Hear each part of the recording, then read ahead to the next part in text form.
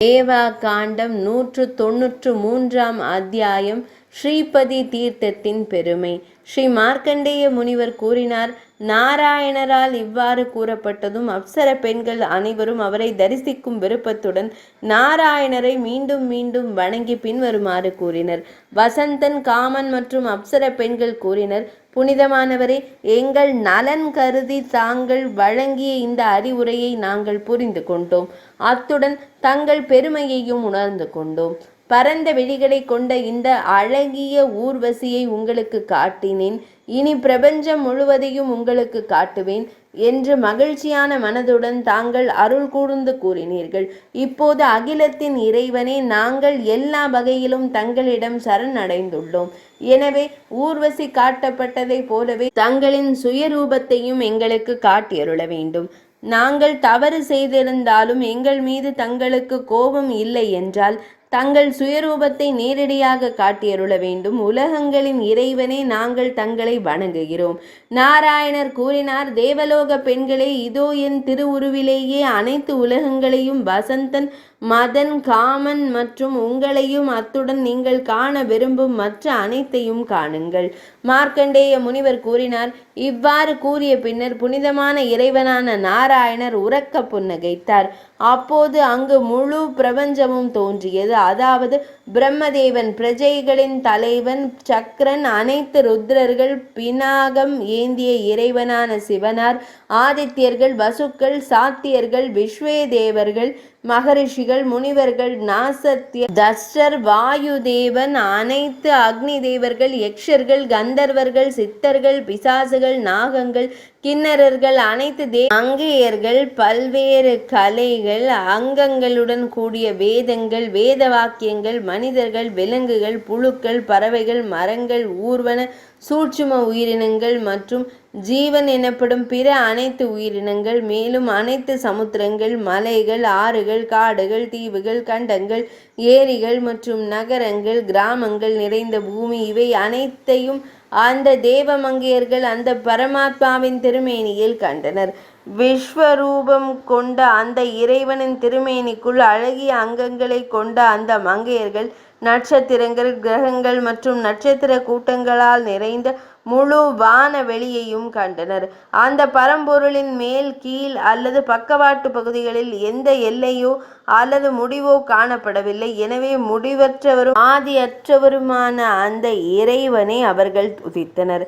அவர்கள் அந்த மங்கையர்கள் அனைவரும் மன்மதனுடன் இணைந்து அச்சமடைந்தனர்.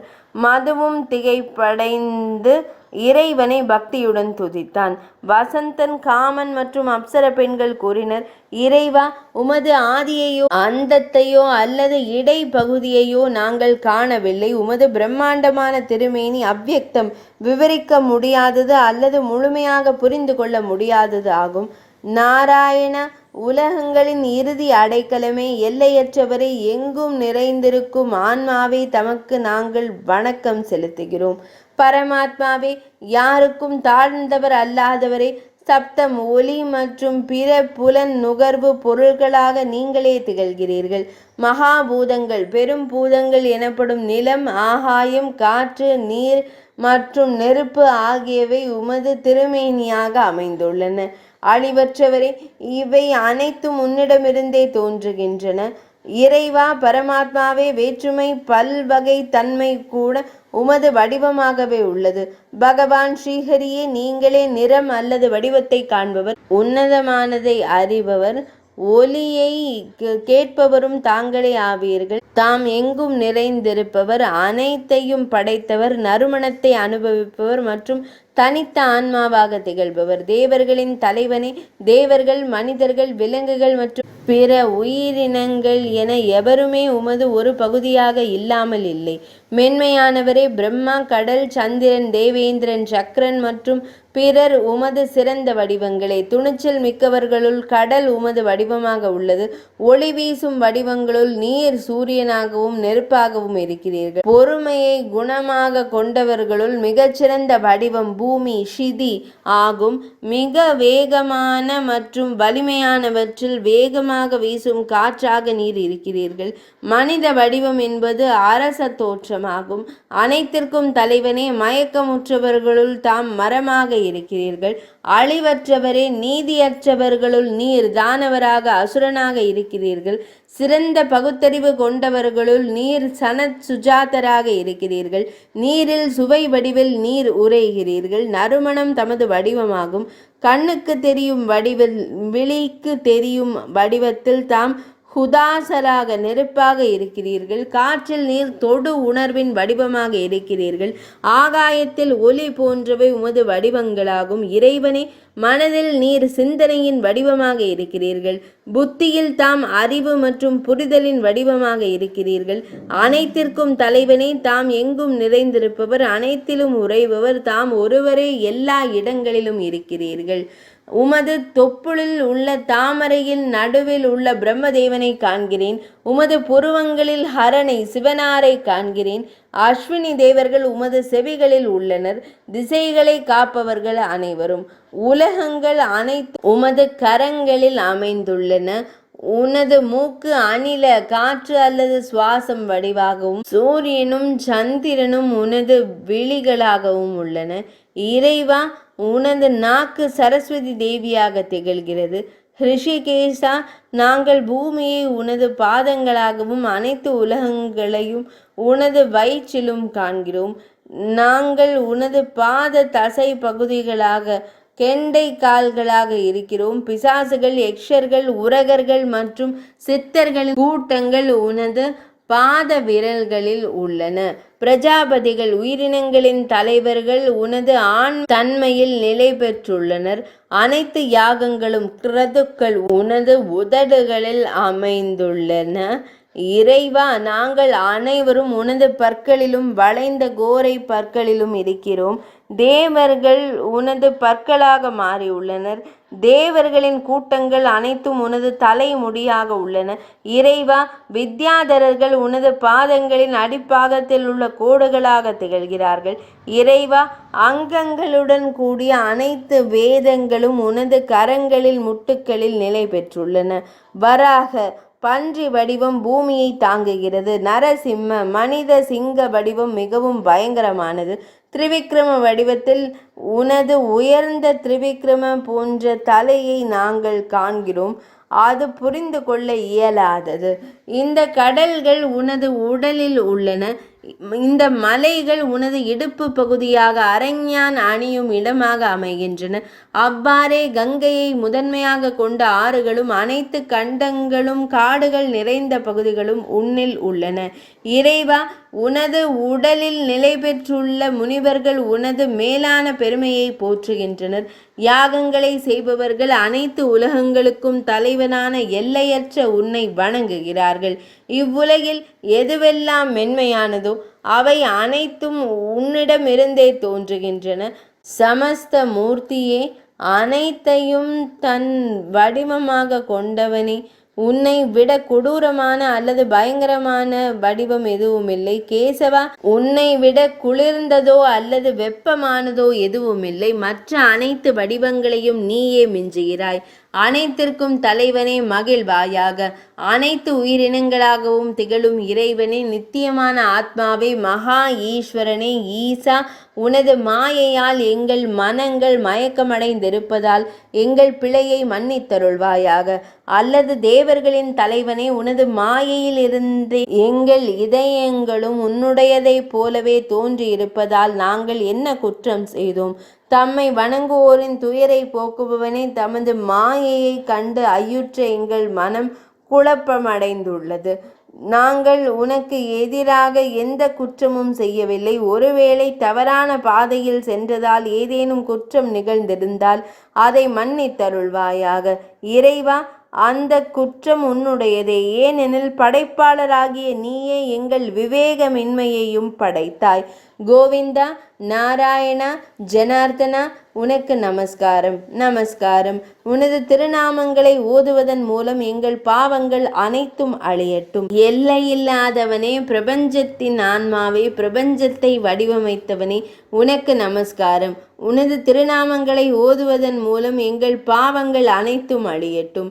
மிக சிறந்தவனே, யக்ஞ புருஷனே, உயிரினங்களை காப்பவனே, வாமனா, உனது திருநாமங்களை ஓதுவதன் மூலம் எங்கள் பாவங்கள் அனைத்தும் அழியட்டும்.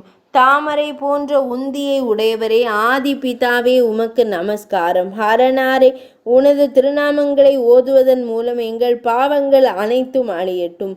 அதோக்ஷஜா, பகவான் ஸ்ரீ மகாவிஷ்ணுவே, உலகியல் வாழ்வு எனும் கடலை கடப்பதற்கான படகாக விளங்கும் உனக்கு நாங்கள் நமஸ்காரம் செய்கிறோம். உனது திருநாமங்களை ஓதுவதன் மூலம் எங்கள் பாவங்கள் அனைத்தும் அழியட்டும். ஸ்ரீதேவியின் தலைவனே, பகவான் ஸ்ரீ மகாவிஷ்ணுவே, அன்னையான ஸ்ரீதேவியின் நாயகரே, படைக்கும் வாசுதேவரே, விருப்பத்துடன் குணங்களுடன் சத்வம், ரஜஸ் மற்றும் தமசு தன்னை இணைத்து கொள்பவரே, படைத்தல், காத்தல், அழித்தல் ஆகியவற்றிற்கு காரணமானவரே, தமக்கு நமஸ்காரம். பிரபஞ்சத்தின் உள்ளுறையும் ஆன்மாவே, உனது இந்த நித்தியமான வடிவத்தை மறைத்து கொள்வாயாக. ஈஸ்வரா, பெருகிக் கொண்டே செல்லும் உனது இந்த வடிவத்தை காண எங்கள் விழிகளுக்கு இயலவில்லை. அழியாதவனே, உனது இந்த திகைப்பூட்டும் ஒளி பிரளய காலத்தில் எரியும் ஆயிரக்கணக்கான நெருப்பு பிளம்புகளுக்கு இணையானதாக உள்ளது. அதன் பிரம்மாண்டமான பரப்பினால் திசைகளும் பூமி வானமும் சூழப்பட்டுள்ளன. நாங்கள் எங்கே இருக்கிறோம் என்றே எங்களுக்கு தெரியவில்லை. இறைவா, தாம் மட்டுமே தெரிகின்றீர். உலகம் முழுவதும் இங்கே ஒரு குவியலாக திரட்டப்பட்டிருப்பதை நாங்கள் காண்கிறோம். உனது வடிவத்தை எங்களால் தகுந்தவாறு போற்றி புகழ இயலுமா? பகவான் ஸ்ரீஹரியே, உமது இந்த திருவுருவின் அளவுதான் என்ன?